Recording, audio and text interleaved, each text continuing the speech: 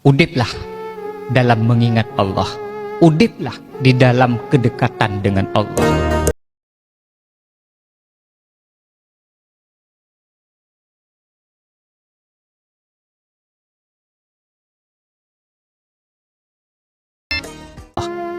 Tanya perlu merenungi nasib. Tahu koro deh. Tanya patut datanya yang bak rod. Lung nyo dumno kagebi ilmu Allah, alhamdulillah tat. Tetapi dumna na tolongan Allah. Dumna na tolongan Allah. Siuro si malam padum ge zikir yang naruh lu baca. Padum on Quran, padum bohin Quran na lumbut. Lam tun yang kau likutnyo dari Ramadan awai ke Ramadannya padum ge na lung khatam Quran lam situt. Duha padum boh rakaat na lung sembayang. Padum malam na padum muro na lung sembayang duha lam situtnyo padum boh rakaat na. Sembayang tahajud padum malam na tinggal sembayang tahajud.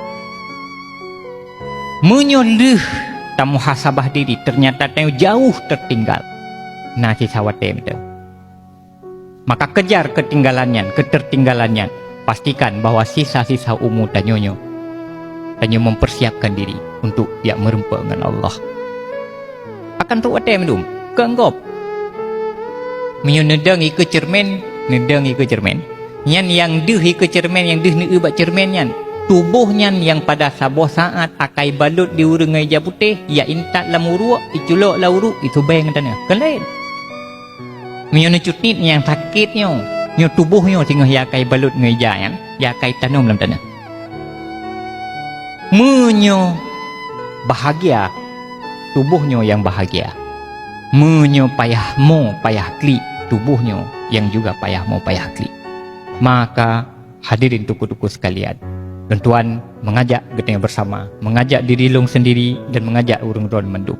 Pastikan bahwa dalam udipnya jangan pernah merasa nyaman, dalam udipnya jangan pernah merasa puas, dan dalam udipnya jangan pernah membiarkan diri terhijab dari Allah dengan apapun yang tanyo miliki. Bahwa tanyo but ilmu itu penting, benar penting, tetapi ilmu yang penting itu adalah ilmu yang ada manfaatnya, ilmu yang nama manfaat turun akhirat.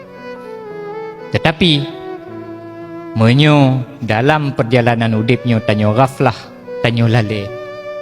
Semakin uro tanyokan semakin to dengan Allah, tetapi semakin jauh dengan Allah. Maka itu menandakan bahwa udip tanyonyo kemungkinan besar akan berakhir dengan tragis, akan berakhir dengan sangat mengerikan dan sangat menakutkan. Lam kubunya payah tamu, payah takli dirod. Maka hadirin tuku-tuku sekalian, terakhir lentuan mengajak urung-urung mendung. Sebagaimana Allah ingatkan di dalam Al-Quran, wattaqu yawman turja'una fihi ilallah. Takutlah hari di mana tanyo mandum akan tahu bahwa Allah, thumma tuwaffa kullu nafsim ma kasabat, kemudian akan dibalaskan tanyo dengan setiap yang tanyo lakukan ini dunia. Wahum la yutlamun. Allah itu tidak pernah menzalimi hambanya. Menyoget tapubut, get menalah. Hana get tapubut, hana get menalah. Maka mulailah nisfu Sya'bannya, mengawali tahun pencatatan awal yang barunya. Mulailah memantapkan diri untuk tabangun udip yang baru. Nyolong apapun cerita, long harus mengubah diri, harus long perbaiki diri, long harus behto dengan Allah.